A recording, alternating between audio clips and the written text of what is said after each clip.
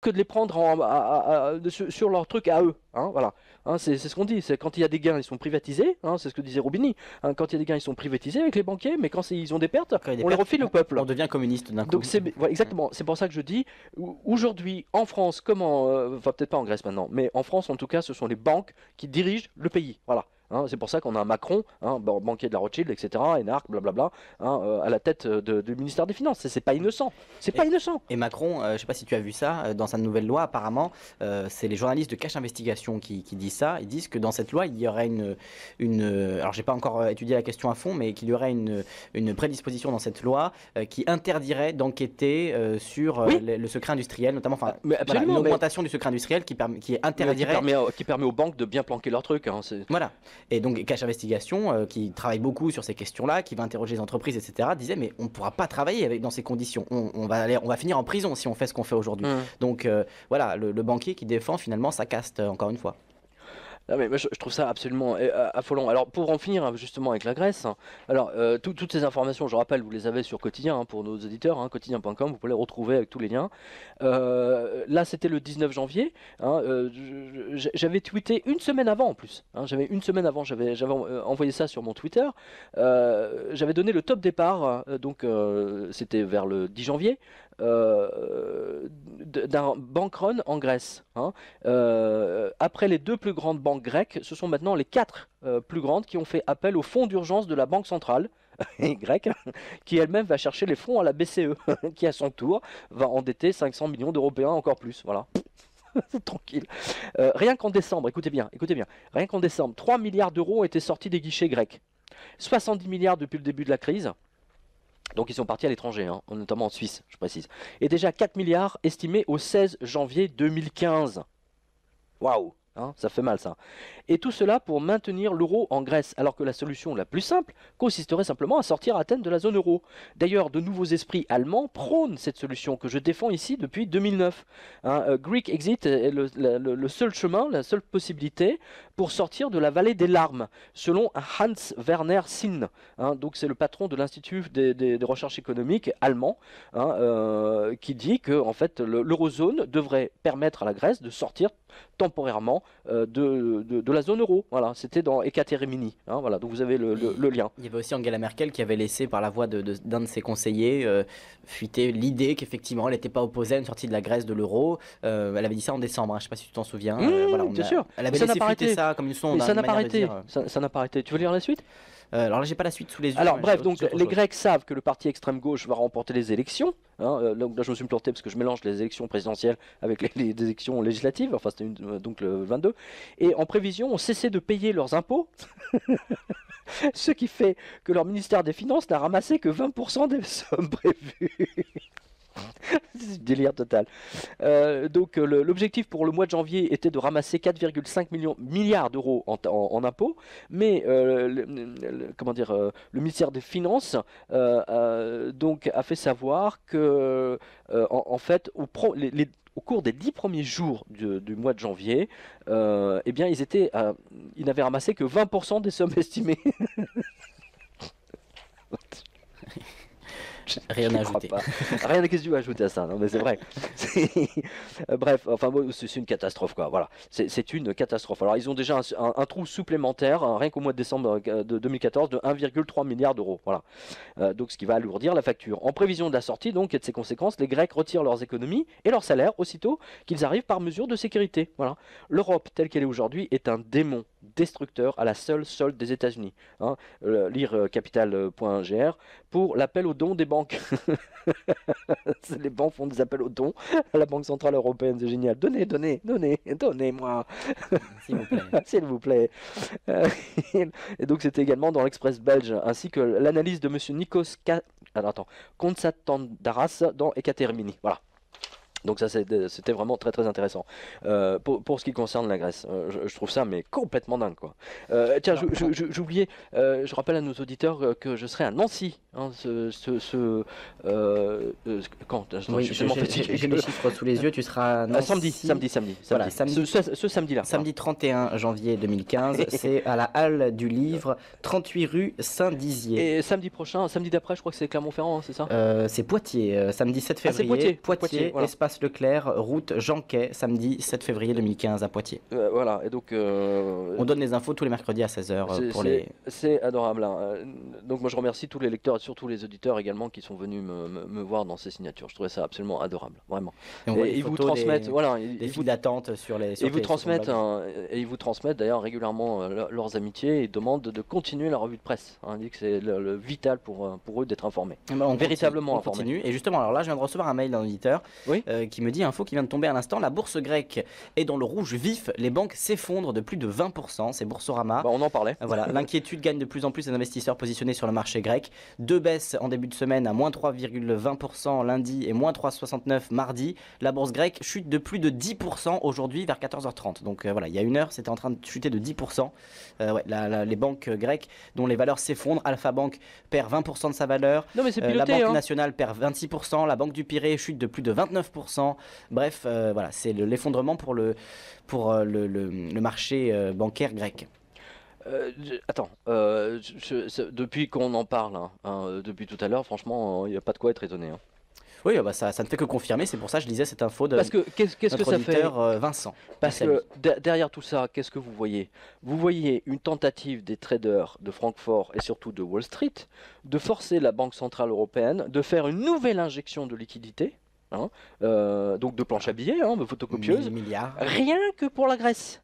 Rien que pour la Grèce. Alors que Mario Draghi a dit lui-même que ce ne serait pas pour la Grèce, justement. Il a dit que ce sera ni pour la Grèce Non, ni mais pour Chypre. on voit bien. Et pourquoi? Parce que je l'avais donné d'ailleurs pour les auditeurs. J'ai fait une petite revue de presse de 20 minutes, hein, uniquement sur la planche à billets de Monsieur Draghi et sur ce qui s'est passé en Suisse. Oui. Hein, donc là, je les renvoie sur la. C'est tout en haut du blog. Ouais, sur voilà. Et quotidien.com. dans cette vidéo, j'explique que la Société Générale, mais il n'y a pas que la Société Générale et d'autres, en fait, ils ont fait des communiqués pour dire que les 1100 milliards de Monsieur Draghi ne sont absolument pas suffisants pour la zone euro. Ils demandent un minimum. Écoutez bien, un minimum de 3000 milliards.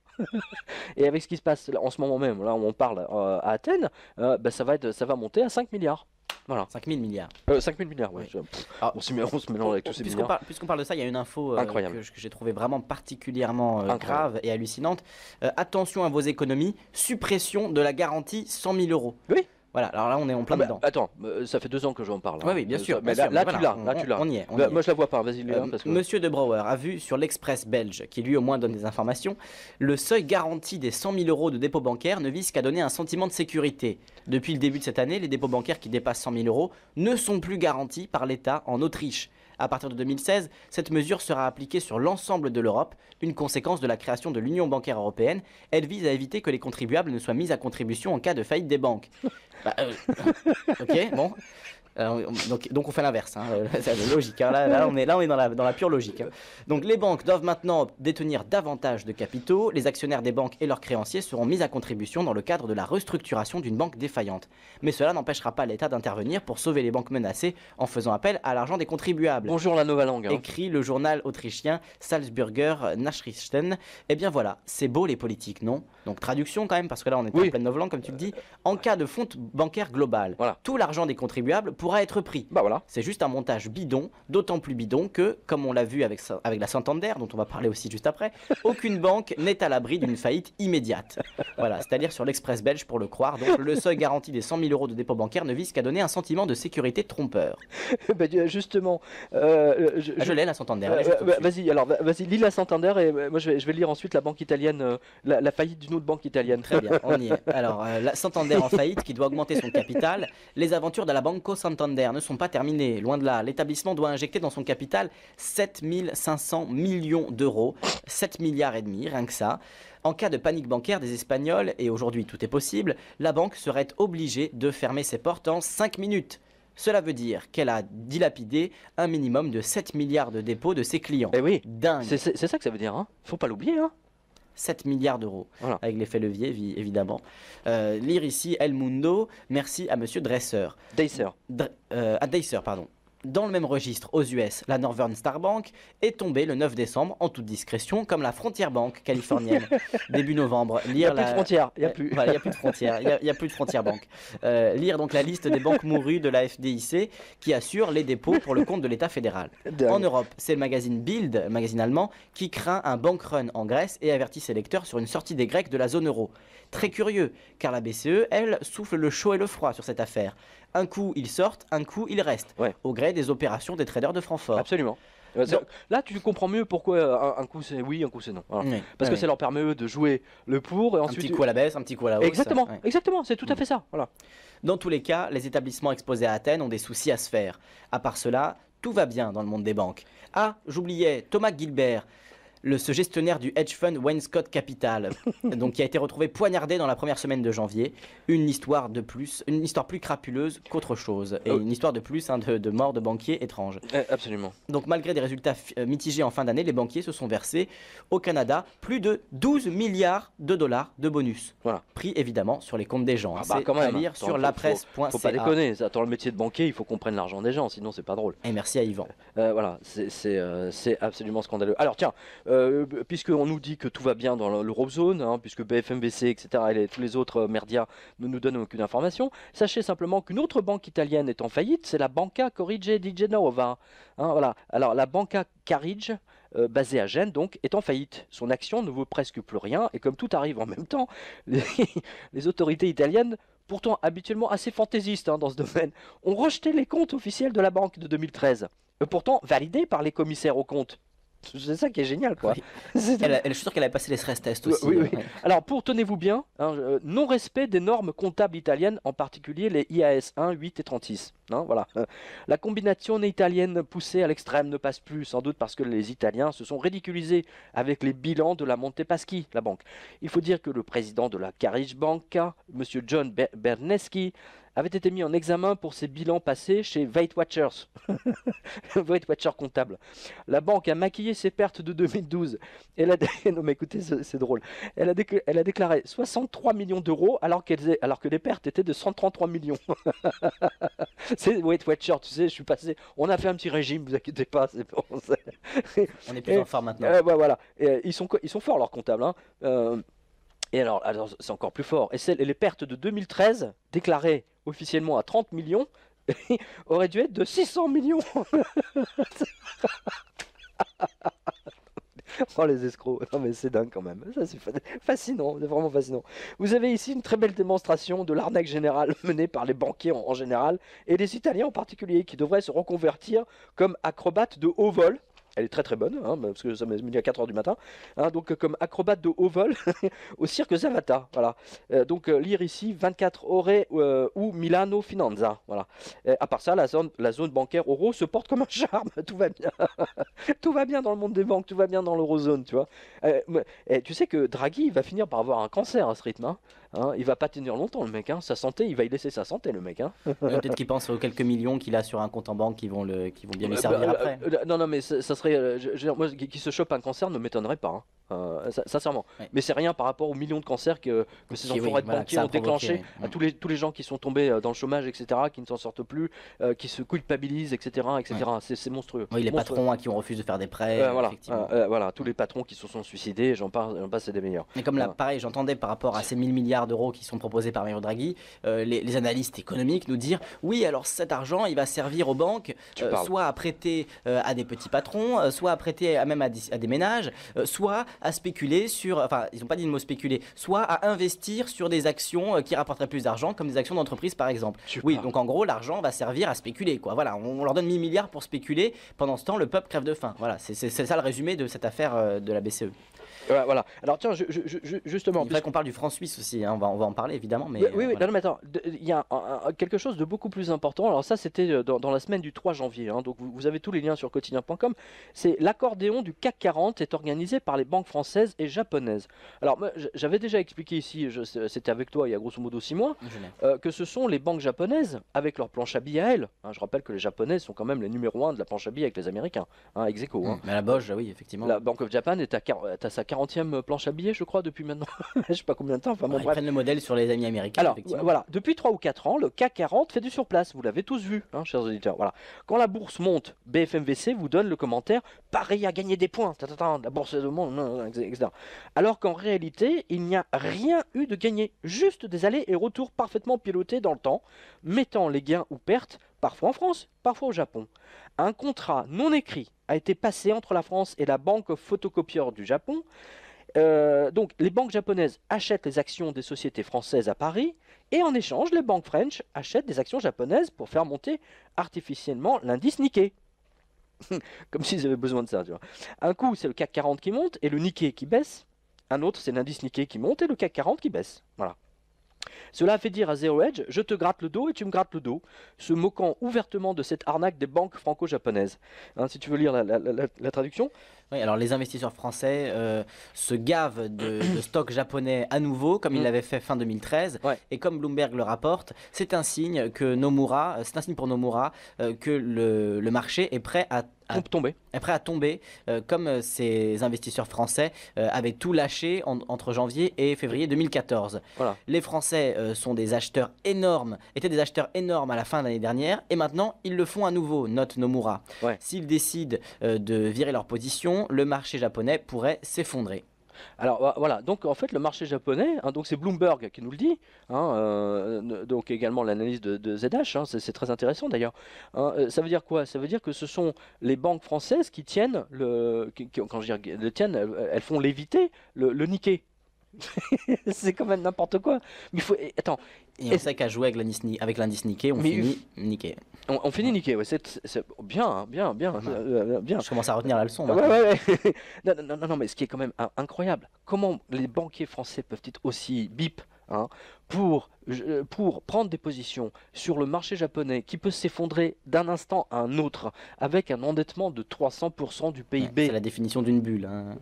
Non mais 300% du PIB, ils sont endettés à 300% du PIB. C'est n'importe quoi. C'est n'importe quoi. Mais c'est un très bon investissement. On voit bien qu'il y a une volonté politique là. C'est un très bon investissement. Ils sont endettés à 300% de leur PIB. C'est une très bonne idée puisqu'ils pourront sans aucun doute rembourser cette dette de 300%. Putain. Enfin bref, donc c'est bien une arnaque. Hein, il s'agit bien d'une arnaque, étant entendu que la loi de l'offre et de la demande est totalement pulvérisée. Tout est arrangé d'avance, juste pour voler encore plus l'argent des petits porteurs. Oui, il en reste encore. Et il importe de leur voler leurs derniers centimes, les derniers centimes qui leur restent. Voilà.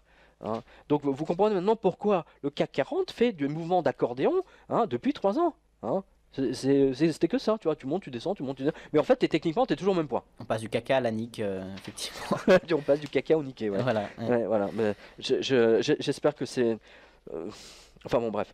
Moi, je pense que le jour où tout ça va s'arrêter, ça va faire très très mal. Parce que contrairement dans les années 20, aux années 30, aujourd'hui, on sait que ce sont les banquiers qui ont créé cette crise. Hein, c'est la grande différence. Hein, aujourd'hui, on a l'info. J'ai toujours dit, je me souviens, une des premières choses que j'ai dites à cette radio quand on avait commencé, hein, ça va faire... tu sais que ça va faire... on a commencé en février, 2009 ici. Ouais, en février, ça fera 6 ans. 6 ans et 7 ans pour moi sur le blog. Ouais, incroyable. Et les banquiers finiront avec leur tête sur des pics. Hein, j'exagère pas. Hein. Tiens, d'ailleurs, à ce propos, hein, j'ai une info sur le cours de l'or peut-être à donner pour vas-y, montrer les manipulations encore sur l'or. Vas-y. Le cours de l'or toujours bidonné, mais le physique, lui, progresse de 17%.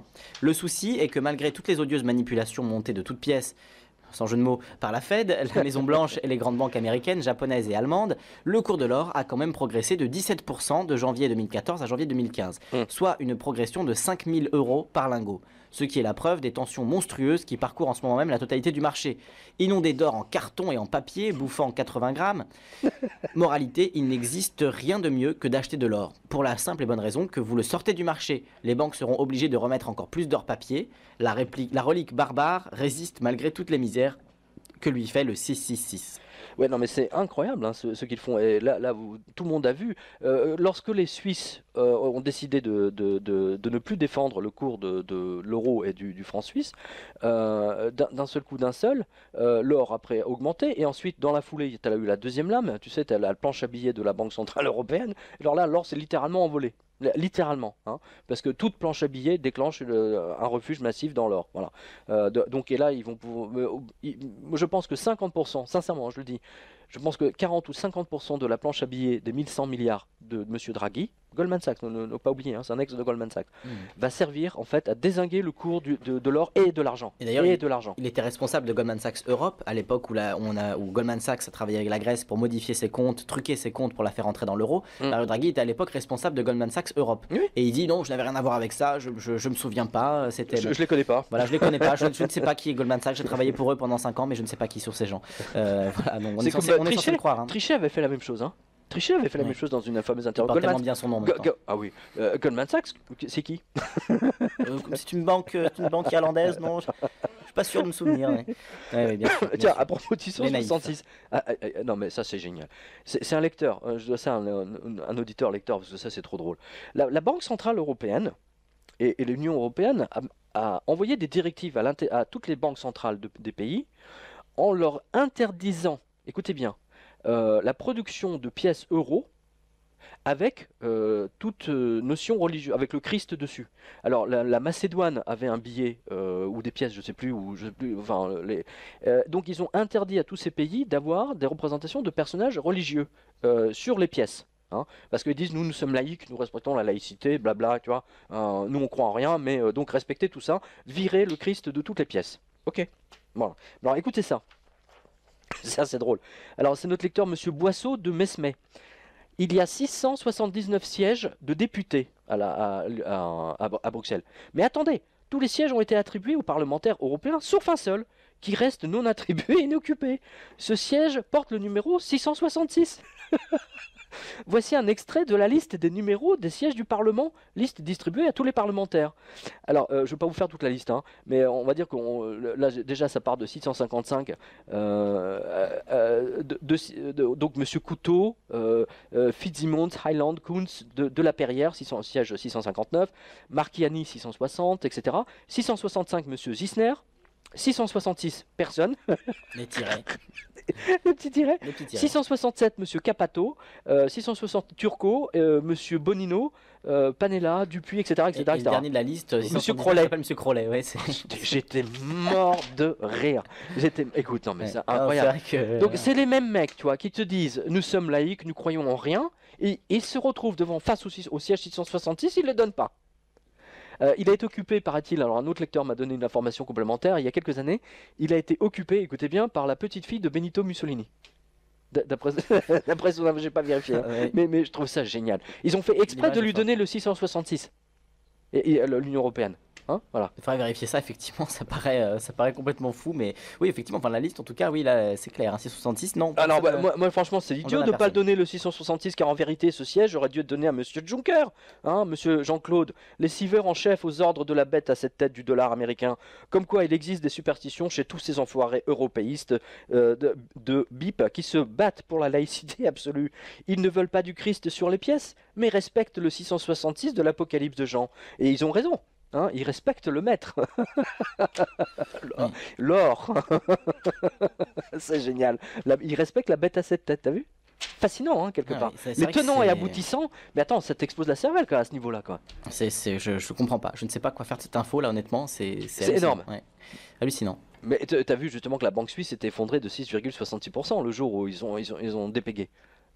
Ouais. C'était une dépêche de l'AFP. Ah oui, 6,66% et la Grèce quelques jours avant 7,77%. Ouais, énorme.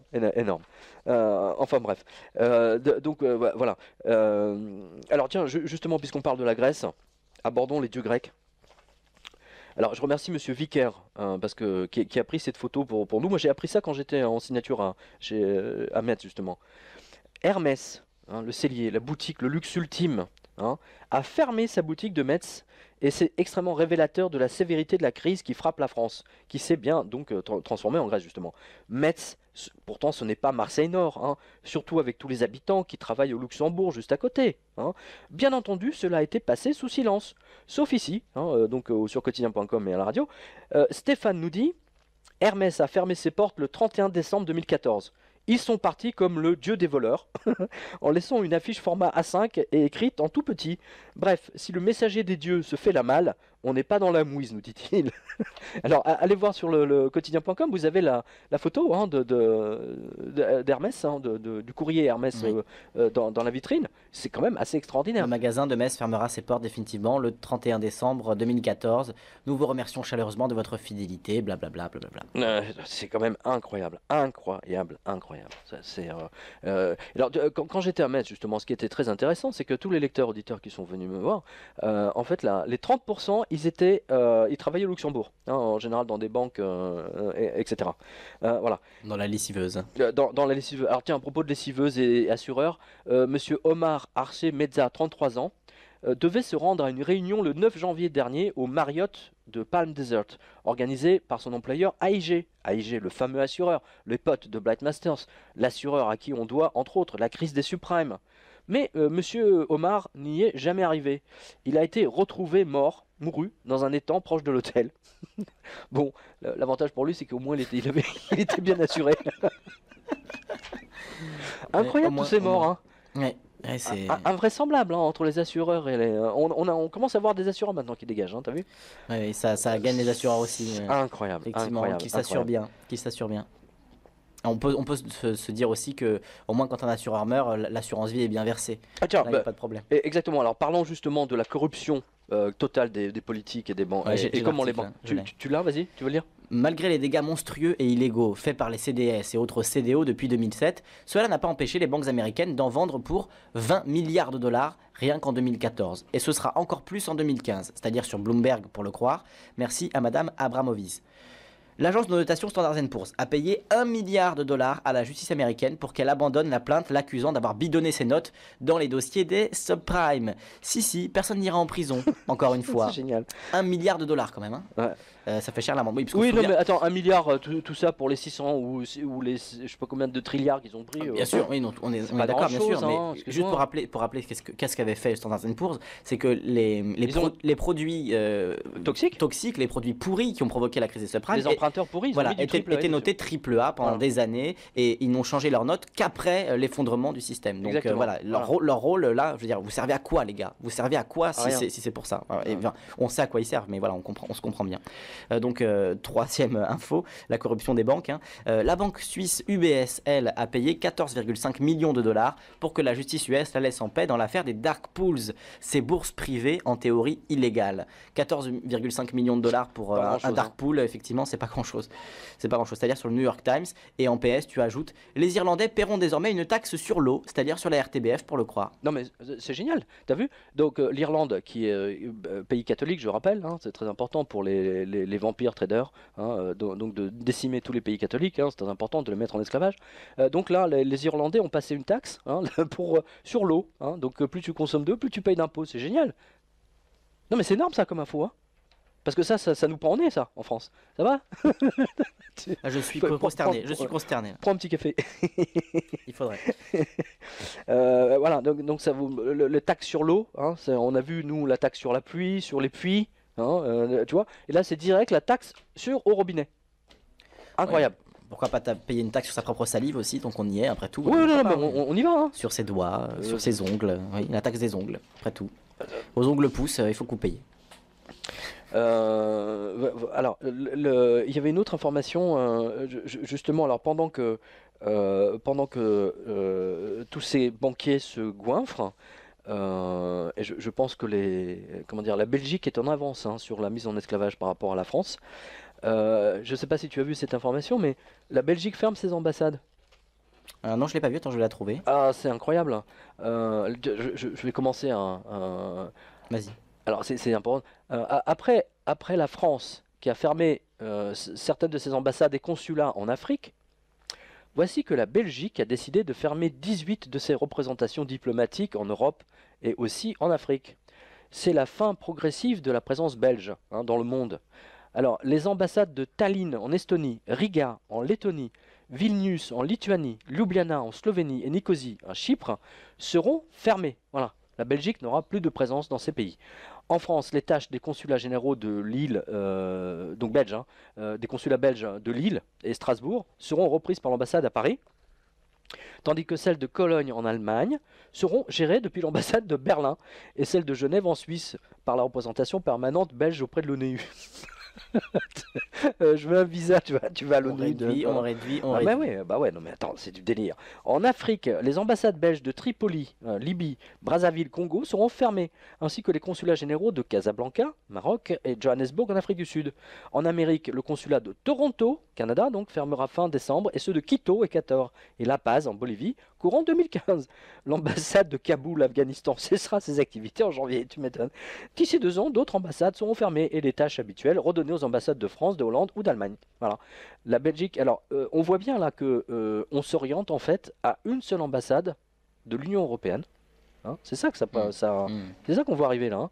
Donc je salue tous les diplomates qui nous écoutent. Hein, comment ils vont se faire avoir là? Oui. Parce qu'il n'y aura plus. En fait, je pense que d'ici 10 ans, tu n'auras plus une seule ambassade. Il n'y aura que des ambassades de l'Union européenne dans chaque pays. Point barre. Voilà, Oui, terminé. et on voit que la Belgique effectivement prend les devants en se mettant finalement sous la coupe de d'autres pays, l'Allemagne, la Hollande, la France, Oui, effectivement, pour oui. qu'à terme il y ait juste une grosse ambassade de l'Union européenne et oui, ce sera tout, effectivement. Oui, et comme tu dis, le plan américain se déroule comme sur des roulettes. Nickel, transparent, invisible, moi, je trouve ça vraiment merveilleux. Hein. Donc voilà, si vous ne croyez pas, hein, parce qu'il y a beaucoup de Belges qui découvrent quand même l'étendue du désastre. En fait, ce que j'ai constaté, hein, et beaucoup de lecteurs et d'auditeurs nous le disent, c'est que leur entourage ne découvre l'étendue de la crise et se mettent à nous écouter ou à nous suivre uniquement lorsqu'ils ont perdu leur boulot. Oui, oui, c'est vrai que c'est souvent le C'est déclic quand pour même beaucoup de gens. incroyable Ouais. quoi. Hein, c'est vraiment malheureusement le déclic. Hein. C'est une fois qu'ils sont dans la mouise hein, qu'ils découvrent qu'il y a d'autres gens, et des millions de gens hein, qui sont dans Ouais. la mouise et dans la mouise bien avant eux. Je ne sais pas si tu as vu les chiffres du chômage. Hein, si tu peux Alors, je les. vais juste donner une info rapide sur la banque postale parce que ça date de fin décembre. On va peut-être pas la donner, mais je voulais la donner, là, c'est rapide. Vas-y. Voilà, je vous le dis depuis 4 ans et ceux qui ne l'ont pas encore fait doivent savoir que Fitch a abaissé la note de la banque postale de AA à A. Donc de double A à A simple, avec, bruit de guillotine, une perspective négative. Raison, la santé de la postale est intimement liée à la dégradation de la France. L'information est tombée un 20 décembre, c'est donc passé en toute discrétion. Ah, c'est Mais pour passer sous le radar, clairement. mais vous, lecteur étant aux aguets, vous n'avez pas, étant aux aguets, vous n'avez pas, cela ne vous a pas échappé, lire sur ces banques. Si vous avez vos économies à la banque postale, fuyez, chers amis lecteurs. En traduction, cela veut dire que le défaut de paiement de la France n'est pas trop loin et que pour le repousser, la France n'hésitera pas à se servir sur le compte des clients. Ça sent très très mauvais, comme on l'avait vu en Chypre et comme on le dit depuis des années maintenant. Hein. Voilà. Alors justement pour aller dans ton sens, il y a une autre information qui date du 3 janvier. Donc là aussi, alors là, allez sur Quotidien parce que on va vous donner le lien. Hein. Les ménagères françaises se prostituent en Suisse. Alors, en décembre dernier, on avait donné une information, nous ici, tu l'avais lu d'ailleurs, que des mères de famille belges s'étaient lancées dans la prostitution les week-ends pour arrondir les fins de mois. Eh bien, le magazine Le Point rapporte que des ménagères françaises, maintenant, se sont elles aussi lancées dans la même activité en Suisse. Alors, je cite Le Point. Hein. Selon cette étude commandée par le département de la sécurité et de l'économie du canton de Genève, il n'y a que 5% de Suissesses parmi les prostituées, hein, je précise. Les autres viennent de France, d'Espagne, de Hongrie. Pour la plupart, ce ne sont pas des professionnels, mais des mères de famille qui ne parviennent plus à joindre les deux bouts. C'est ce qu'on disait tout à l'heure, c'est-à-dire quand tu as un emprunt qui est basé, qui était accolé au franc suisse, et puis alors je te dis pas, alors là la prostitution on va y aller, parce qu'entre le moment où j'écris ça, ils ont pris 30% de plus les mecs là. Hein, donc le nombre de prostituées qu'on va voir à Genève, ça va être colossal. Bref, alors il s'agit de quadragénaires qui cassent les prix et ne connaissant rien au métier, acceptent des pratiques à risque. Selon la brigade des mœurs suisse, ces migrantes françaises arrivent d'Annecy, comme de Lyon et de Paris, nous disent-ils. Ah, alors bon, moi je rappelle simplement que les politiques, les députés UMP et PS nous avaient expliqué pendant 6 ans qu'il n'y avait pas de crise économique, bande d'enfoirés. Hein, voilà, donc c'est Monsieur Vomierot qui avait vu ça dans Le Point. Hein, vous avez le lien, vous pouvez le retrouver sur Le Point ou vous avez sur la revue de presse. Hein, allez-y pour le croire. Alors, ça me permet d'enchaîner juste sur un autre point. J'avais lu ça sur Ekatemerini qui était repris par ZH également, par Zero Hedge. Maintenant, des cadres de très haut niveau grec, notamment des médecins, des doctores donc, des médecins se prostituent pour pouvoir survivre à Athènes. Des médecins, des femmes médecins se prostituent. Est-ce que tu réalises où ils sont arrivés en Grèce? C'est du délire total. Et je dis simplement, regarde, rappelez-vous de Weimar. hein, les aristocrates viennoises obligés d'aller se prostituer chez les paysans pour avoir un poulet, des œufs, machin, etc. Non, mais il faut jamais oublier ça. Jamais, jamais, jamais, jamais. Oui, et avec, comme on le disait tout à l'heure, le leader d'Aube Dorée en prison, ce parti néo-nazi, enfin, on a vraiment des Ah, points communs il y a qui, quelque chose qui voilà. monte là, hein, Ouais, très ouais. fort, hein, on le sent, hein, c'est Ouais. très net. Hein. C'est très net. C'est pour ça que je dis, si Syriza ne tient pas à ses promesses, waouh, oh là là, ça va faire très très mal ça. Ça va faire très très mal. Ouais. Et effectivement, comme on le disait tout à l'heure aussi, le UKIP en Angleterre, Non mais Mélenchon, Le attention, Pen en France, voilà. attention, UKIP, attends, il est pas d'extrême gauche lui, hein. Ah non, il n'est pas C'est extrême c'est- gauche, mais c'est dans le le- seul parti justement qui est modéré, hein, parce que les merdiens veulent nous le présenter, Farage, alors qu'on l'a reçu ici, on moi, le je connaît. pensais plus à l'idée que Il est plutôt libéral, le lui. Royaume-Uni sortirait de l'Union européenne, ce qui portera un coup terrible à l'Union européenne, enfin en tout cas au projet européen, si Oui. Farage met son plan en exécution. Idem pour Syriza d'ailleurs, hein, s'il refuse de payer la dette grecque, voilà, ce serait compliqué à gérer vu les milliards qu'on a injectés maintenant à l'intérieur. Enfin, ce seraient les autres pays qui paieraient pour le coup. Ouais, non, mais c'est gravissime. Et alors, pour enchaîner justement sur le problème des banques, hein, si tu veux bien lire les banques françaises dans la tempête avec 33 milliards de mauvaises dettes. Hein, et là aussi, c'est des informations qui sont données pour passer sous le radar, parce que ça date du 28-29 décembre. Je l'ai. Notre lecteur Confucius a vu dans le Figaro 826 000 demandes de surendettement, dette immobilière hein, en voilà. France. 53% ont entre 35 et 54 ans, l'indice moyenne de 40 000 euros. Donc 826 000 demandes de surendettement ont été déposées suite à la hausse violente du chômage. Dossier en hausse de 23,6% par rapport à Énorme. janvier 2011. Évidemment, mon cher Watson. Donc, ce qui nous donne 826 000 dossiers multipliés par une dette moyenne de 40 000 euros, soit 33 milliards d'euros. Ou encore, 33 milliards d'euros. Les banques américaines, elles, avaient vendu leurs mauvaises dettes à des fonds de pension en mettant du triple A dessus. Les banques françaises rêvent de pouvoir faire la même chose. Elles vont le faire, je pense qu'elles vont suffisamment corrompre les députés pour y arriver, tiens, tu vas voir. Vous comprenez aussi pourquoi les banques ne veulent pas que vous retiriez votre argent et vos économies de votre agence. Vous les mettez en grave danger, déjà qu'elles sont bancales. Bancales. Oui, De banque, oui, de toute ça, manière, oui. De toute manière, les banques préfèrent vous entraîner dans leur chute plutôt que de vous rendre vos sous. Lire ici le Figaro, qui a publié cette information sans trop de commentaires, mais une ligne a bien retenu notre attention. Oui, Dans sa dernière étude sociologique publiée début décembre, la Banque de France rappelait la prédominance de personnes vivant seules, 64% parmi les surendettés. Les classes d'âge de 35 à 54 ans sont les plus représentées, 53%. Et la part des propriétaires grossit peu à peu, passant de 9,5 en 2012 énorme. à 10,2% en 2013. C'est consternant parce que tous ces gens qui se sont signés aux 80 pour payer les 5 ou 10 premières années de remboursement de leurs biens, ils vont être saisis par la banque. La banque non seulement va récupérer le bien, mais en plus ils ont le pauvre type a déjà payé 10 ans pour ça. Tu imagines? Oui, oui. Méthode espagnole. Ouais, méthode espagnole, méthode américaine. Hein, ouais. Scandaleux. Non, non, non, les Américains. Oui, enfin, oui, méthode américaine également. Mais enfin, ouais. Les Espagnols, la perversité du système bancaire espagnol, c'est que par exemple, si tu as emprunté 300 000 euros pour acheter un appart Ah oui, et que tu te fais tu dois, saisir, tu dois rembourser 300 000 euros. et même tu si t'as dois commencé à malgré payer. tout rembourser, même si la banque te reprend la maison, tu dois rembourser l'intégralité de tes 300 000 euros. Ouais, donc Et tu là, n'as plus de c'est maison et tu es quand même endetté. Et tu es quand même endetté Ouais. pour le prix de la maison. Ouais, oui, c'est vrai qu'aux Incroyable. États-Unis, au moins, une fois qu'on t'a pris ta Voilà, maison, t'es libéré de la dette. Ouais, t'es à la rue, mais t'es tranquille. C'est plus honnête. C'est plus honnête, hein, c'est clairement. Bah non, mais Clairement. les Espagnols, c'est affolant. Je veux dire, C'est- t'es à c'est la rue affolant. et tu dois payer une dette en plus alors que tu n'as plus de maison. Enfin, ça n'a pas de Et sens. tu vois que les députés espagnols se sont bien gardés de voter une loi mettant fin à cette pratique absolument scandaleuse, qui est dans le seul intérêt des banques. Bien sûr, ah oui, bah pour elle, c'est jackpot. Tu vois évidemment. que les députés aujourd'hui sont des vendus. C'est ça qu'on voit dans cette revue de presse. ça veut Derrière, même- ça veut derrière même dire, toutes ces informations, c'est ça qu'on voit. Nos Ah oui. députés sont Ah, des ça. vendus. Ils ne représentent pas le peuple. J'estime que si on avait un roi aujourd'hui, ou une dictature, genre colonel, au moins eux, ils respectaient le peuple et ils agissaient en fonction du peuple. Et c'est pour ça que le parti Podemos devient le premier parti alors qu'il a à peine un an. Le parti Podemos en Espagne, parti d'extrême Oui, gauche aussi, oui. qui, bah, voilà, forcément, qui gonfle sur ces injustices, ces députés corrompus, comme tu le dis. Et on voit bien qu'effectivement, en Espagne, le banquier a même finalement intérêt à ce que vous ne Bien puissiez sûr. pas rembourser parce que comme ça, il vous fout en esclavage. Et en Mais plus, il prend votre maison. donc, Exactement, c'est le principe des suprêmes. Rappelle-toi. tout à fait. Pourquoi, parce qu'on a tout à l'heure on a parlé de Standard Poor's. Pourquoi Standard Poor's, sur quelle astuce Standard Poor's et Moody's se sont-ils basés pour donner du triple A sur certains emprunts? C'est parce que l'emprunt était fait sur 10 ans, mais Standard Poor's ne délivre sa note uniquement sur les 3 premières années de remboursement, les prévisions, les analyses. Or, l'astuce de ces banquiers pourris, c'est que pendant les 3 premières années, le taux d'intérêt sur l'emprunt était de 2%. voire 1% parfois, Oui. hein, et que passé la troisième année, ils passaient à 10%. Oui. Sur le résultat des courses, Que les ils banquiers étaient expliquaient rarement à leurs clients. évidemment. Et pourquoi les gens signaient? Parce que tu avais toute cette campagne à la télévision, etc., en disant achetez maintenant, vous revendez dans un an, vous allez faire la culbute. Oui. Oui.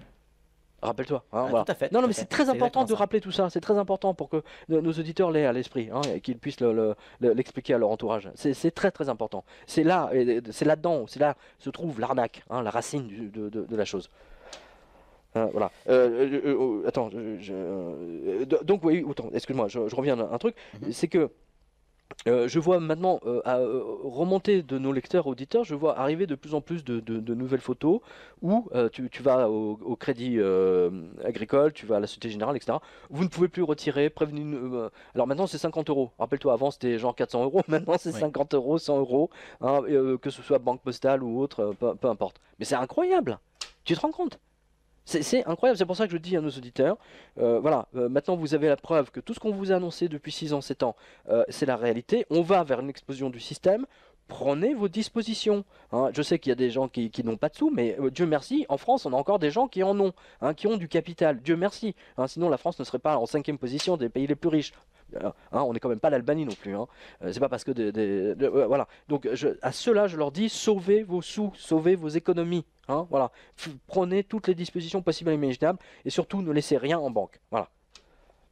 Ouais, ne laissez rien en banque, effectivement. Ou en tout cas, tu parlais dans un article que j'ai lu, enfin une brève que je disais tout à l'heure, de l'intérêt d'avoir 2 comptes bancaires. Ah oui, tu veux bien lire et après on fera une Je- pause je- parce que c'est une mésaventure qui est arrivée à l'un de nos lecteurs, auditeurs, et c'est Voilà, excellent parce que moi je l'ai souvent dit, mais là c'est extraordinaire comme je l'ai. une preuve absolue, absolue de la nécessité, même si vous êtes célibataire, ayez 2 comptes bancaires. Voilà.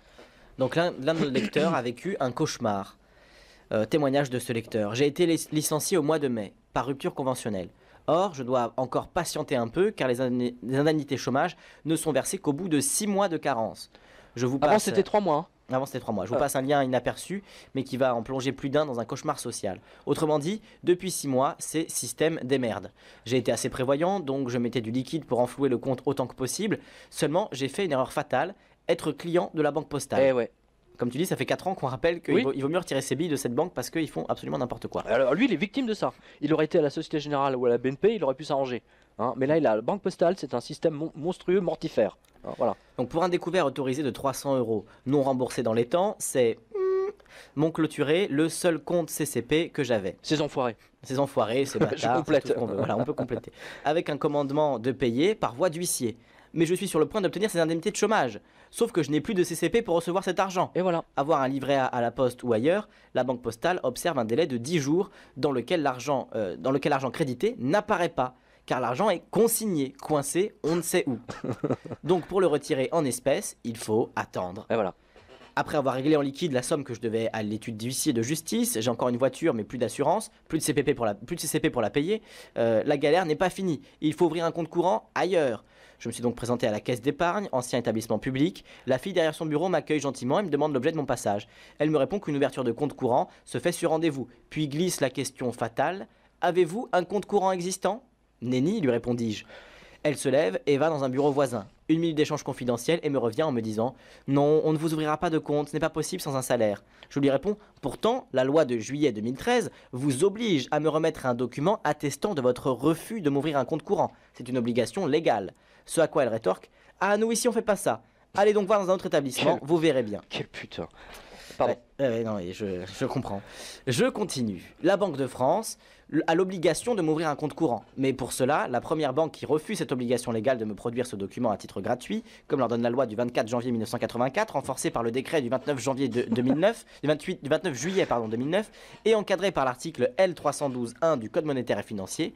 Si ça vous arrive, je vous conseille d'apprendre cette tirade par cœur, de l'imprimer et de la lire doctement. Là, changement d'attitude. Je suis un bon orateur et cette tirade l'a clouée. Elle repasse dans le bureau du chef d'agence qui me reçoit très élégamment. Un bref entretien sur ma situation d'1 minute, il attrape son PC et me remet une attestation de refus d'ouverture de compte courant. Dingue. Cette page ici de ces banques sur le droit au compte, va devenir malheureusement de plus en plus consultée. Nous échangeons sur mon métier, ma situation, l'enchaînement des faits qui m'amènent là. Et là, le directeur me dit « Nous, chefs d'agence, nous avons reçu la consigne de ne plus accueillir de demandeurs d'emploi ou de personnes financièrement fragilisées. » Nous avons pourtant essayé. Le résultat, c'est que nous disons à ceux qui vivent du RSA ou des allocations chômage, voilà une carte de retrait, allez au distributeur de billets dehors, ne cherchez pas à rentrer dans l'agence pour demander une autorisation de découvert ou autre. Stop. C'est incroyable, c'est exactement, tu vois, c'est le bouquin c'est le texte de Saint-Jean, hein, c'est incroyable. C'est véritablement invraisemblable. Tu n'as plus de compte bancaire, t'es Ils ne mort. pourront plus T'es ni mort. acheter ni vendre. T'es mort. Non mais il le dit, hein, t'es mis à mort. Hein, voilà. C'est une mise à mort sociale, financière, tout ce qu'on veut. C'est vraiment une bande d'enfoirés, quoi. Il Voilà. ajoute, nous n'acceptons une ouverture de compte qu'à des personnes ayant un salaire ou un certificat d'embauche émis par l'employeur. C'est notre politique. Alors, Ça c'est le, ouais, ça c'est donc c'est ce que l'écureuil, hein, c'est ça. c'est ce que dit le directeur de l'agence. Ouais. Pour ces fumiers de banksters, remettre une lettre de refus d'ouverture de compte, c'est possiblement s'exposer à se faire arroser, parce que eux-mêmes peuvent recevoir l'ordonnance de la Banque de France. Bah ouais. Et d'avoir à, je cite, s'exposer à avoir une fois de plus un client qui ne nous ramène pas d'argent. Voilà où nous en sommes rendus. Donc les banques, précisons quand même, les banques qui sont censées garder notre argent, aujourd'hui, nous disent, bah, si vous ne nous rapportez pas d'argent, allez vous faire foutre. Oui, Voilà. oui, clairement. Hein, clairement, vous êtes au RSA, allez vous faire voir.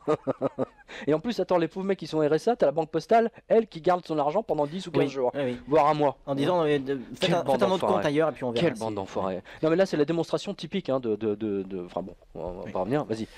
Une fois n'est pas coutume, il y a un moyen très simple de pallier à ce problème. J'aurais dû ouvrir un deuxième compte courant qui reçoit quelques menus remboursements de sécurité sociale, des versements ponctuels en liquide. Au vu de l'extrême détérioration de la politique monétaire et économique actuelle, prenez le temps de vous faire un deuxième parachute bancaire. Changez de banque en plaçant votre salaire dans une autre banque, mais surtout conservez 2 comptes courants par personne physique. À l'heure où le chômage explose, les divorces explosent, les divorces aussi explosent, bonne chance à tous. Oui, non, mais c'est épouvantable. Hein. Alors, moi, je suggère également hein, fortement à tous nos auditeurs d'avoir 2 comptes. Hein. Si vous êtes marié, surtout pas de compte joint, mais des comptes séparés dans 2 établissements différents. Et éventuellement, un 3e compte joint et dans une 3e banque. Voilà. Cela vous donne une sécurité, surtout en juillet et août. Attention, c'est surtout en juillet, août et en décembre, j'ai oublié de mettre ça, que les banques suspendent les cartes Visa ou Mastercard sans aucun avertissement, et en particulier quand vous êtes à l'étranger. Voilà. Ça m'est arrivé, c'est très compliqué. Mais moi à aussi, gérer, ça m'est hein. arrivé, ça m'est arrivé l'été dernier. Au 1er septembre, je suis dans un restaurant, tu sais, ma carte refusée. Alors que je me dis, tiens, c'est quoi leur problème là ma carte, et je vais dans un distributeur, j'ai pu retirer de l'argent, mais je ne pouvais plus payer aucun achat. Ils avaient Oui, tout bloqué. c'est ça. Je n'étais pas le seul. Des dizaines de milliers, qu'est-ce que je dis, des centaines de milliers de clients hein, de la banque ont vu la même chose. Société Générale est un grand spécialiste de ça. Hein, moi, j'ai vu une amie qui s'est retrouvée coincée. Elle était en Italie ou en Espagne, je sais plus. Elle pouvait plus rien payer. Heureusement qu'elle avait ses parents derrière. Hein. Et le chef de l'agence lui dit: Ah, mais on savait pas. Alors qu'ils ont son numéro de téléphone. Ah non, on a bloqué, on pensait qu'on vous avait volé. Non, mais c'est génial. Ils ont fait ça à tous les clients. Hein. Et c'est pour ne pas alourdir. Le mois de juillet, le mois de décembre, les gens font des économies pour partir en vacances. Vous devez comprendre ça.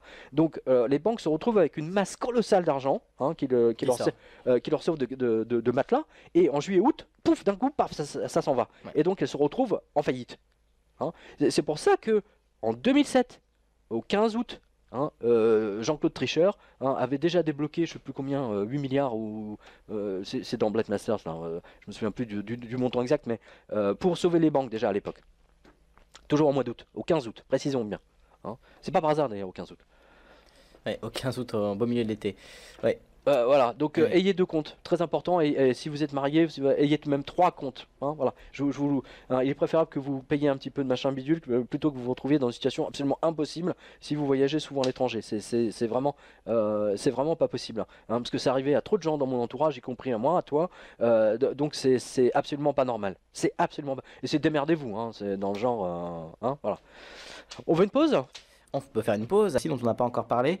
Pierre, voilà, te revoilà derrière le micro, je remets les caméras.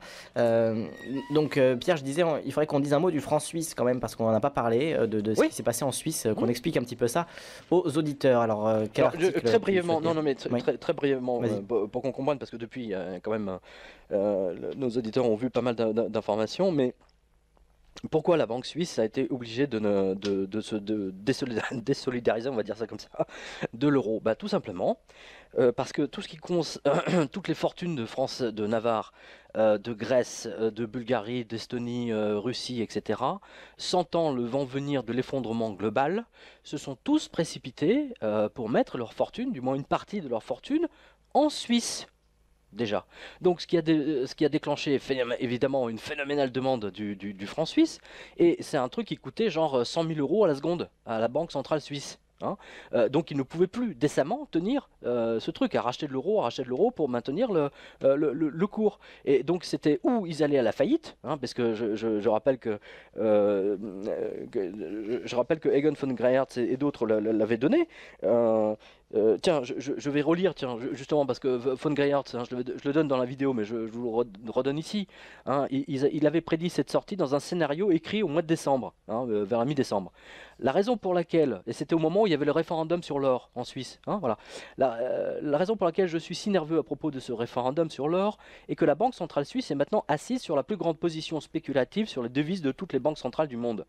Notre bilan suisse donc est de 522 milliards de francs suisses, au-dessus des 80% des PIB suisses, ce qui est une position extrêmement dangereuse pour le pays. Voilà. Il est virtuellement impossible de sortir de cette position sans engranger des pertes par dizaines de milliards, pouvant aller jusqu'à 100 milliards de francs suisses. Voilà, la parité à 1 franc 20 est artificielle et aucune parité dans l'histoire n'a tenu sur le long terme. Hein, moi, je l'ai expliqué ici maintes fois sur la revue de presse, à la radio, etc., que je veux dire, toute monnaie adossée à une autre finit par exploser. Hein. Là, en l'occurrence, c'était le contraire, parce que c'est rarissime, hein, j'avais déjà expliqué dans la vidéo, c'est rarissime qu'une monnaie forte s'adosse à une monnaie faible. Hein. Dans 90% des cas, c'est le contraire. Hein, c'est toujours une monnaie faible qui est adossée à une monnaie forte et qui finit par exploser. Là, qu'est-ce qu'on a vu? On a vu c'est pas le franc suisse qui a augmenté, c'est le cours de l'euro qui a baissé de 30%. Tout simplement. Hein, mais personne ne le dit ça. Hein, voilà. C'est l'euro qui s'est effondré, hein, tout simplement, parce que plus personne ne veut de l'euro, hein, on veut des francs suisses. Voilà la réalité. Et donc, bah, ça a entraîné toute une série d'explosions de hedge funds, hein, de boîtes spécialisées dans tout ce qui est spéculation sur les devises. Mais surtout, ça va se transformer en une catastrophe, vraiment, dans toute l'Europe.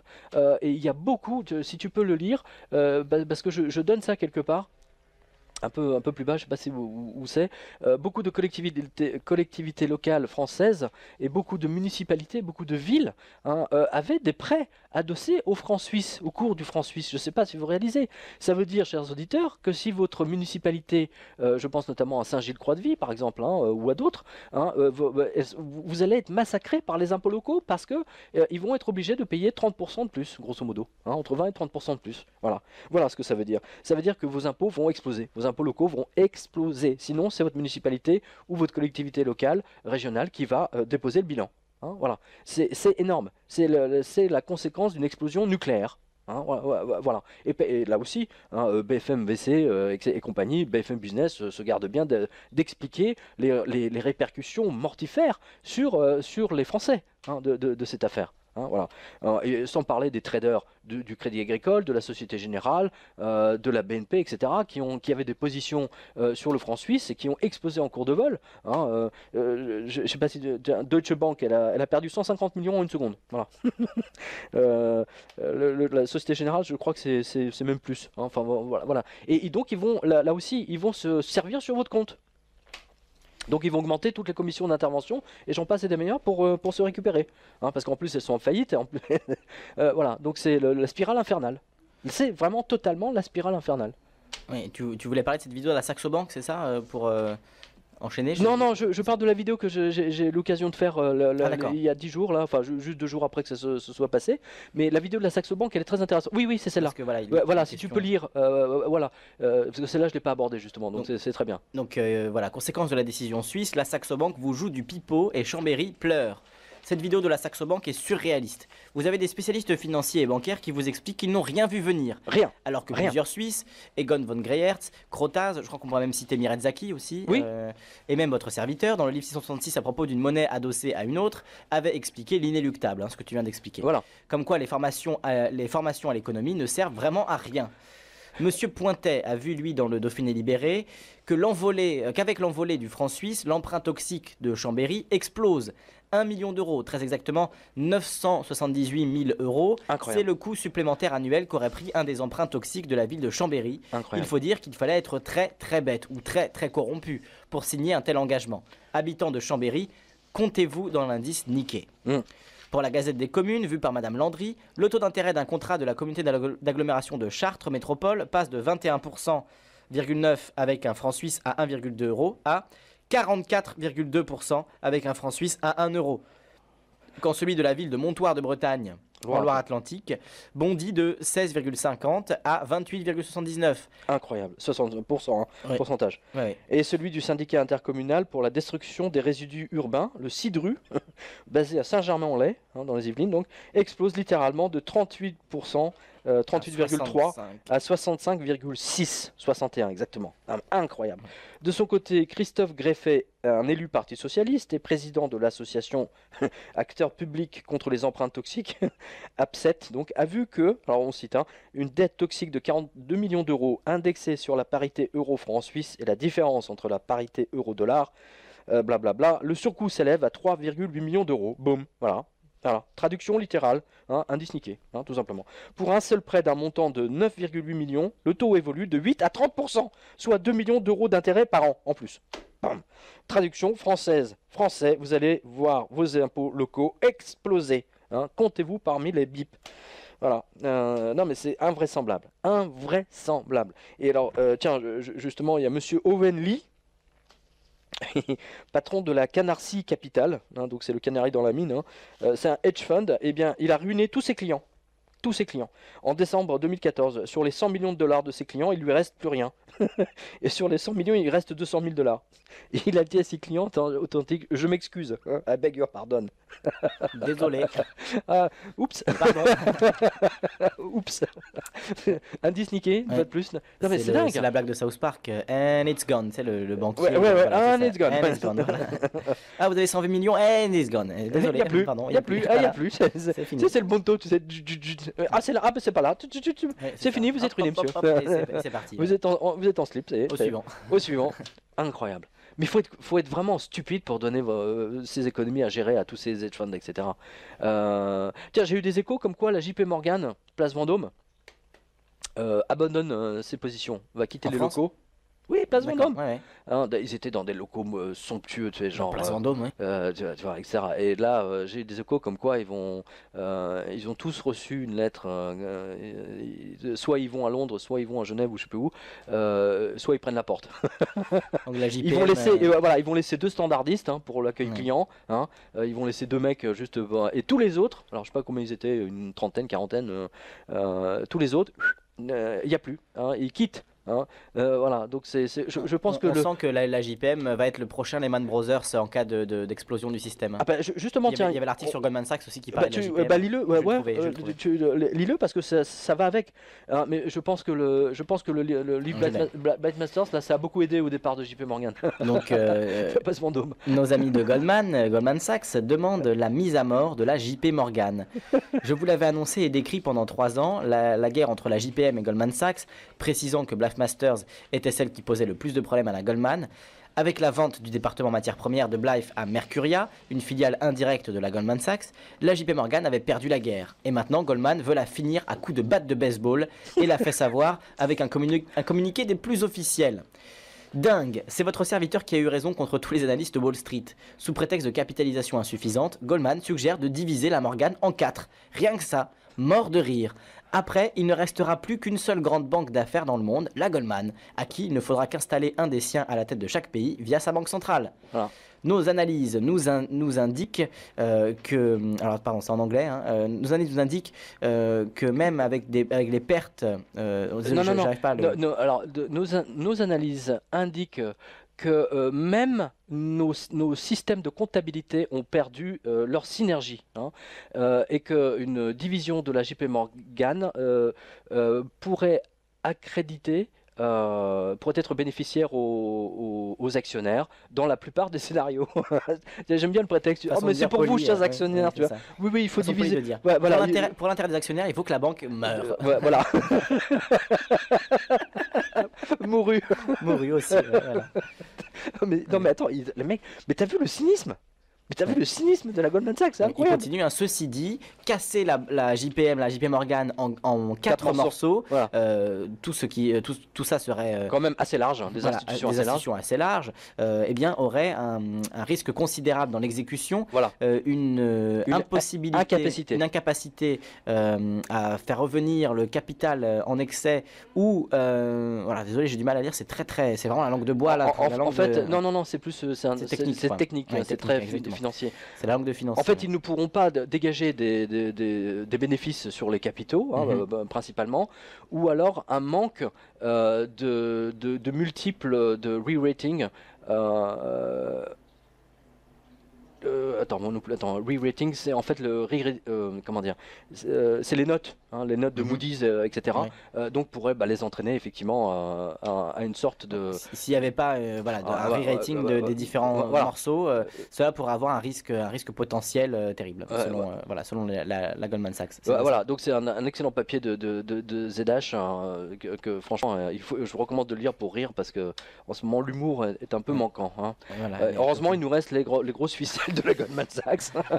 oui.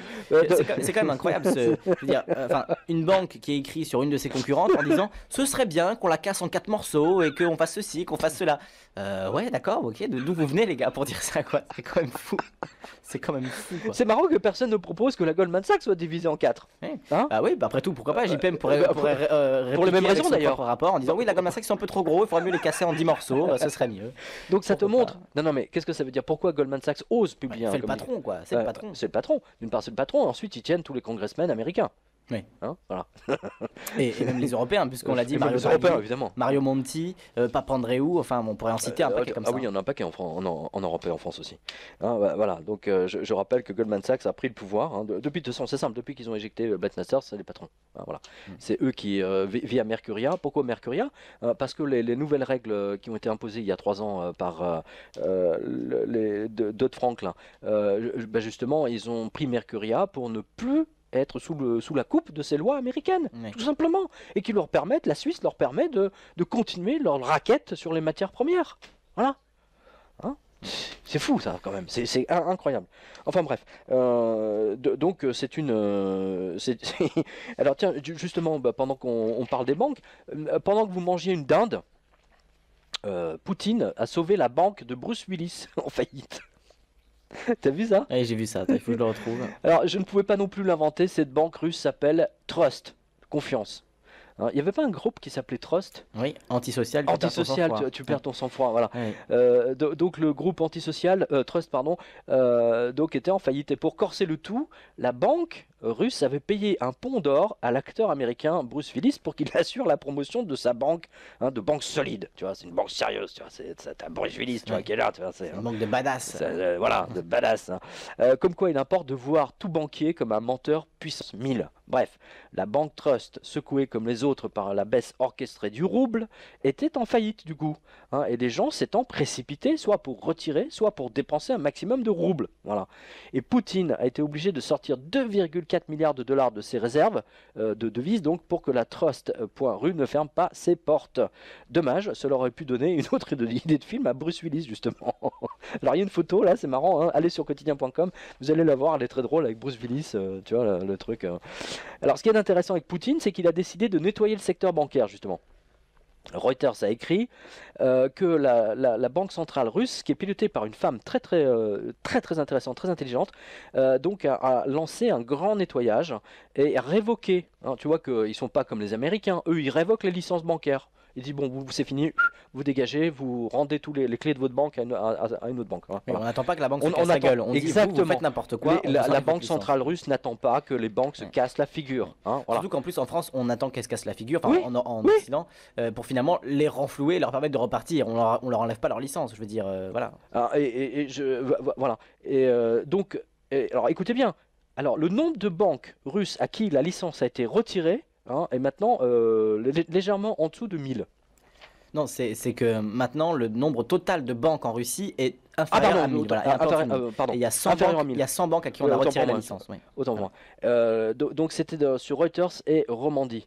Et alors ce qui nous permet de dire que la volonté des Américains de détruire la Russie et de détruire la Venezuela, hein, c'est ce qu'ils veulent, n'oubliez pas. Mhm. Hein, ils ont fait artificiellement baisser le cours du pétrole jusqu'à 40 et encore plus avec l'accord des Saoudiens pour ruiner la Russie. Ils veulent la ruine et ils veulent que Poutine parte. Poutine, c'est le seul mec à défendre le pays. Voilà. Donc tu vois, dès que tu as un mec qui défend son peuple, Il est attaqué. c'est la guerre. D'ailleurs, Venezuela, pareil, hein, t'as vu tout ce qu'ils ont fait, tous les misères qu'ils ont fait à Chavez. D'ailleurs, en Russie, la dette est très très faible par rapport à nos autres pays Bien sûr. européens. Donc c'est ça qui est aussi étonnant. Elle C'est était à que 8%. la Russie est attaquée parce que justement elle n'a pas de dette en réalité. Il y a un papier qui s'appelle, je sais pas si tu peux le voir, on vous parle de la Russie, mais c'est en Suisse que ça se passe. Oui, je l'ai vu tout à l'heure, je vais le Tu l'as retrouver. vu? Les merdias vous parlent de la Russie, mais c'est en Suisse que cela se passe. C'est dans la semaine du 22 décembre. Hein, voilà. Je l'ai. Tu l'as? Bah vas-y, parce que c'est un très bon enchaînement. Ouais. Tiens. Tous les médias vous ont expliqué que les Russes perdaient leur épargne à cause de la baisse du rouble. Mais ils ont délibérément choisi de ne pas parler de la décision de la Banque nationale suisse d'appliquer des taux négatifs. Mm. La BNS, donc Banque nationale suisse, a surpris tout le monde en introduisant un taux d'intérêt négatif sur le franc suisse pour répondre aux nouvelles pressions à la hausse de la monnaie. Et ça, c'était avant la grande dévaluation. C'était avant. Ah, tu vois déjà que ça sentait mauvais. Ça. C'était au moment où la Russie justement était dans... Suivez cette revue de presse, vous êtes informés avant tout le monde. Les économistes s'attendaient plutôt à une décision dans le courant de 2015, mais il est vrai que l'euro ne décolle plus du taux plancher, malgré les interventions répétées de la Banque nationale, et confirmées jeudi par Thomas Jordan, président du directoire lors d'une conférence de presse à Zurich. Le plus drôle est que M. Jordan rend les Russes responsables de cette décision. Quel culot. Non, il ne prend pas les Suisses pour des crétins, juste un peu quoi. Là, tu vois que c'était très juste, puisque Alias 15 jours 20 plus tard, exactement 15 jours plus tard, voilà, ou je sais plus, 3 semaines plus tard, il sortait. Donc Monsieur Jordan est un enfoiré de première, hein, gouverneur de la Banque Centrale Suisse, parce qu'il il est en train de rendre les Russes responsables du fait que lui, il allait dépéguer ensuite. Quelle désinformation! Là, tu vois que les banquiers sont des menteurs absolus, tu vois. Et ils sont au service uniquement des Américains. Uniquement des Américains, voilà. Même les Suisses se font entuber, hein. Je sais qu'on est extrêmement écoutés en Suisse. Vous vous faites entuber, hein. Vous vous faites entuber, tous. Et ça va vous coûter très cher d'ailleurs, cette affaire. Ça va vous coûter très très cher, parce que déjà, ils ont perdu toute la confiance que les gens mettaient dans les banques suisses. Voilà. Oui. Et en plus, le secret bancaire attaqué par les Américains, bon, il y a aussi ça à prendre en compte pour la Suisse. On se demande quel va être leur avenir à ce niveau-là, vu qu'on leur enlève finalement ce qui était leur spécificité, c'est-à-dire le secret bancaire. C'est fou ça quand même. C'est quand même incroyable. Alors tiens, bonne nouvelle, tu sais, on a un petit carnet bleu. Happy birthday, hein, c'est notre carnet de naissance. Donc les renseignements généraux renaissent de leurs cendres. Hein. Donc on salue tous les fonctionnaires de la DCRI et Les grandes oreilles. les grandes oreilles qui nous écoutent. Une dépêche de la toute fin décembre, toujours. Hein, il se passe beaucoup de choses, hein, tu as vu, entre le 24 et le 31, le 30 décembre. Donc une dépêche à la fin décembre nous a appris que le Parti Socialiste a recréé les renseignements généraux, les fameux RG, pourtant supprimés en 2008, écoutez bien, pour, je cite, mieux suivre les conflits sociaux. Bon, ils auront un nom un peu différent. Ils vont s'appeler Service Central de Renseignement Territorial. Tu vois, ça fait un peu collectivité locale, ce Ce truc. qui Hein. fait SCRT, et en fait c'est le mot secret sans les voyelles. Voilà, les grandes oreilles, nom donné aux renseignements généraux, service de police créé en 1908, est chargé de renseigner le gouvernement sur l'état de l'opinion et surveiller les hommes politiques, journalistes, responsables économiques et sociaux. Eh bien, vous saurez que ma surveillance, en particulier, et la tienne, et celle de la radio, hein, et donc va changer de service. Elle est confiée désormais on sera sous la coupe du nouveau SCRT, auquel Oui, donc tu l'as dit, d'accord. ah, j'avais pas voilà, dit que tu l'avais dit. il manque juste de E pour donner secret. Ouais, Voilà, c'est c'est ça. sur l'AFP. Voilà. Alors là aussi, cela a été annoncé donc en pleine vacances, comme d'habitude, tout comme la publication le 24 décembre, joyeux Noël, du décret de surveillance globale de l'Internet français. Voilà.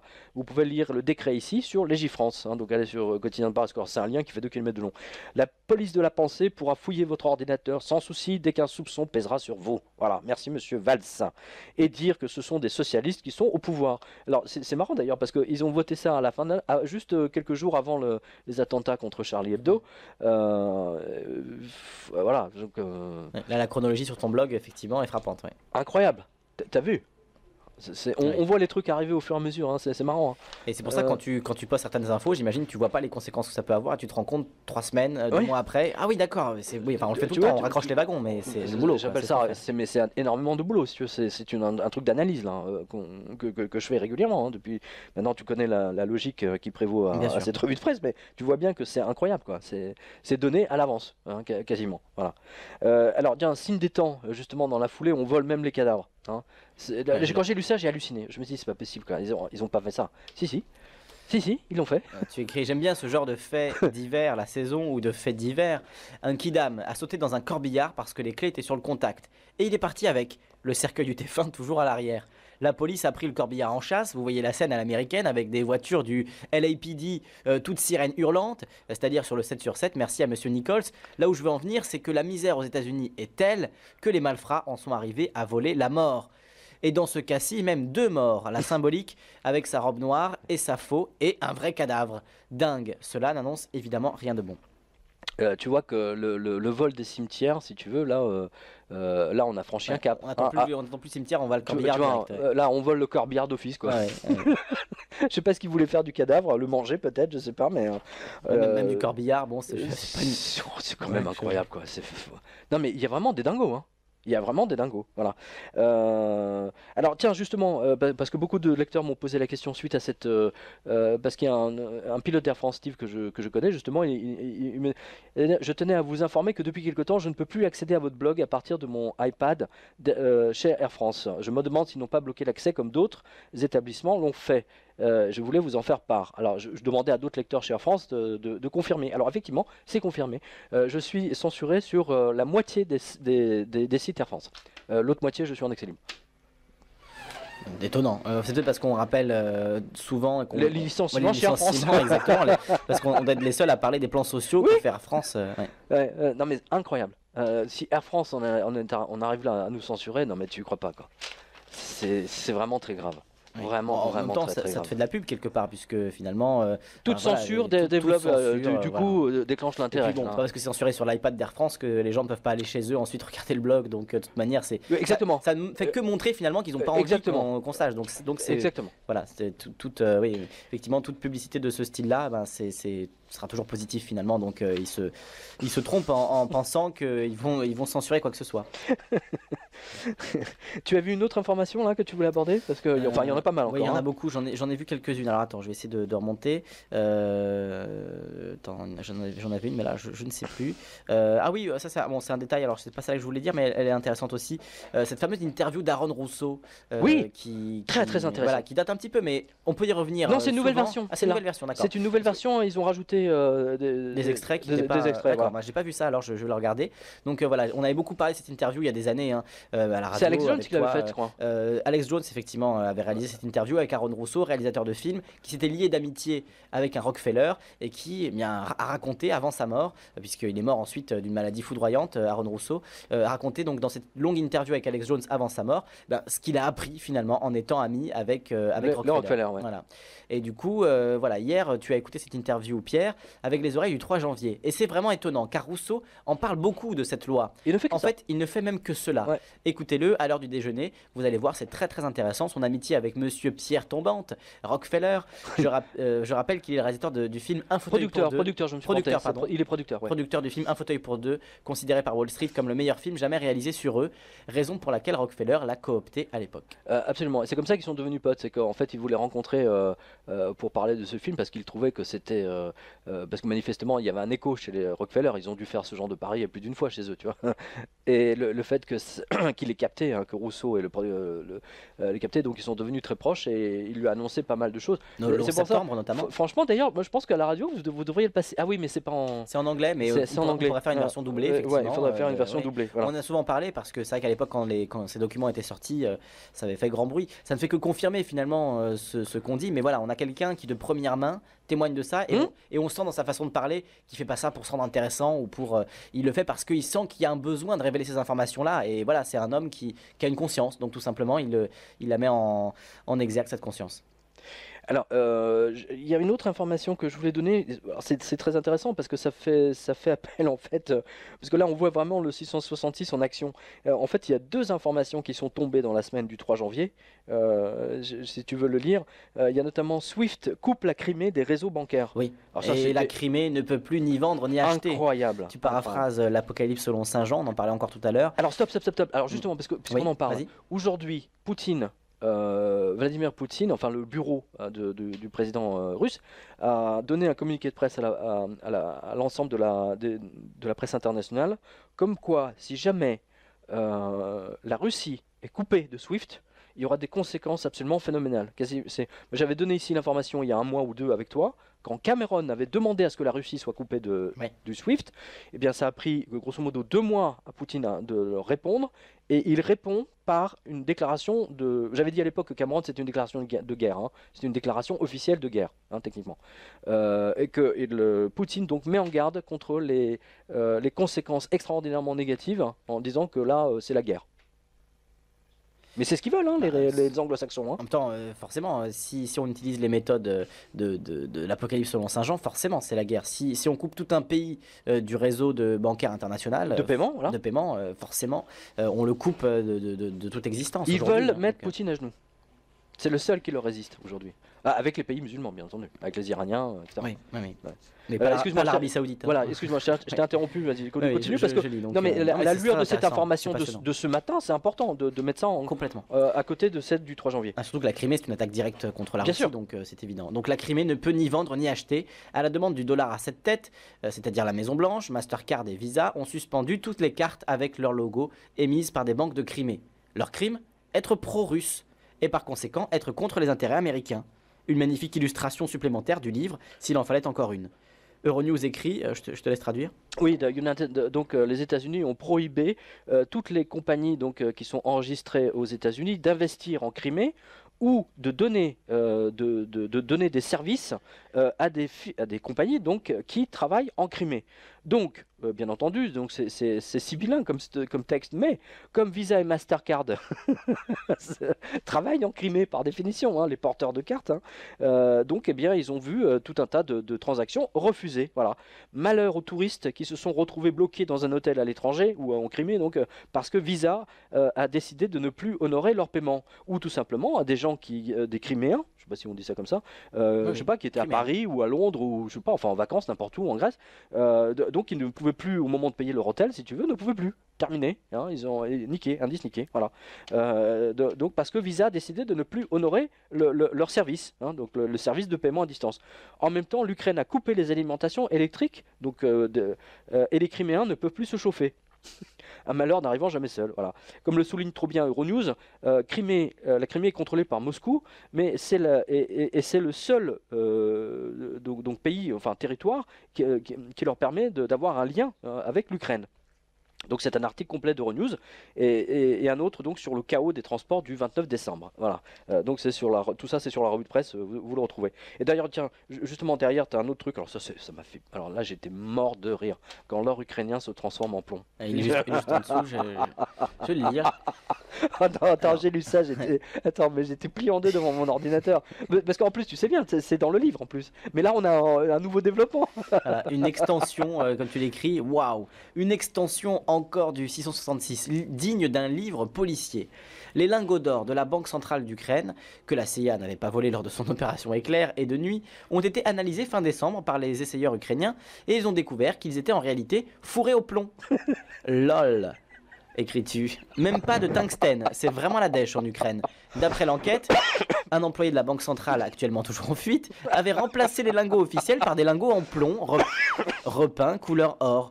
Une autre information a circulé ensuite, toujours en provenance de la banque. Elle a acheté 11 kilos de ces lingots elle-même sans les essayer, ce qui est un minimum syndical pour une banque centrale. En fait, elle a acheté du plomb, comme naguère, un prince saoudien du sable. Les marchands de plomb et de sable sont passés. Tu peux passer le... Ah, j'allais le faire. Vous les enfants, au lit.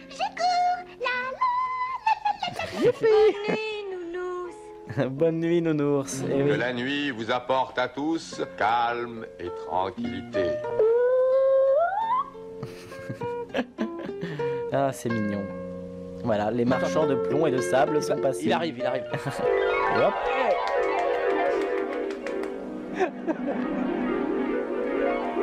Bonne nuit les petits.